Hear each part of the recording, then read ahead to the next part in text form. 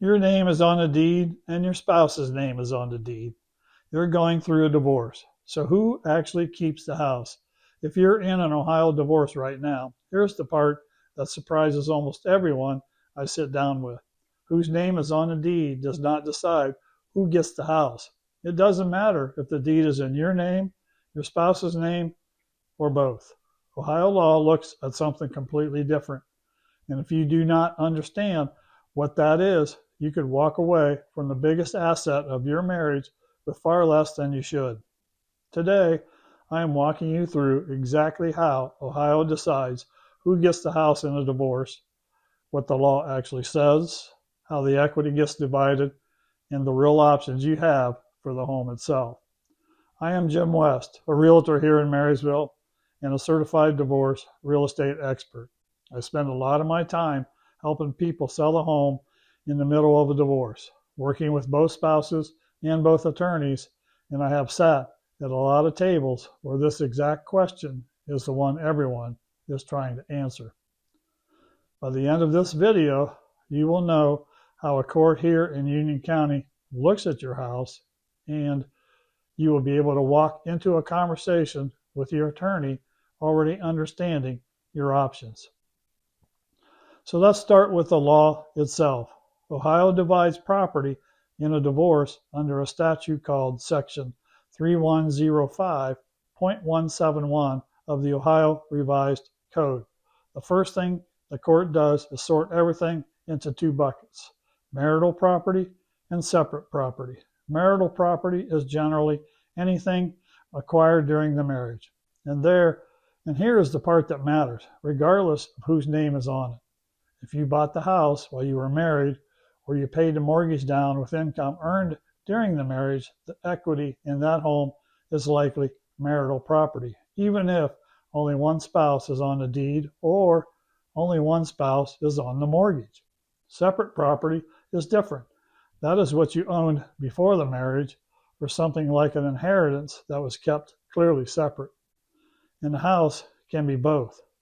If one spouse owned the home before the wedding, and then the couple paid the mortgage down together for 10 years, part of that equity may be separate and part of it marital. Untangling that is exactly the kind of thing your attorney and the court work through. Here's where it gets interesting. Ohio is what's called an equitable distribution state. Equitable means fair.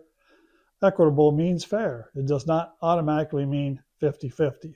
The court starts from the presumption of an actual split of marital property, but it can adjust based on what is fair in your specific situation. So when people ask me who gets the house, the honest answer is the court is not really dividing the house, it is dividing the equity. What the home is worth today minus what is still owed on it.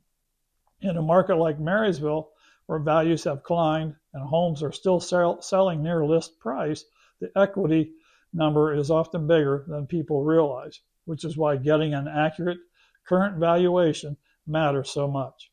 A rough guess off of a website like Zillow is not the number a court wants to rely on. Now let's talk about what actually influences who keeps the house, because it is almost never just one thing. There are usually four big pieces in play. First is the equity, how much the home is worth and how much is left on the mortgage. Second is affordability. Can the spouse who wants to stay actually qualify to carry that mortgage on one income at today's interest rates? Third is the overall asset picture. Sometimes the house is being traded against retirement accounts, savings, or other property. And fourth, when there are children involved, courts sometimes weigh stability in the home higher than pure financial math. Here's where most people get tripped up. They assume wanting to stay in the house is the same as being able to stay in the house. Those are two very different things. If the home is worth $450,000 and there's $200,000 in equity, the spouse keeping the house typically has to refinance a new loan in their name only and pay out the other spouse's share of that equity. That means qualifying on one income for for a mortgage that may be significantly larger than the one you had together at a higher rate than when you first bought. A lot of people run that number and realize it does not work.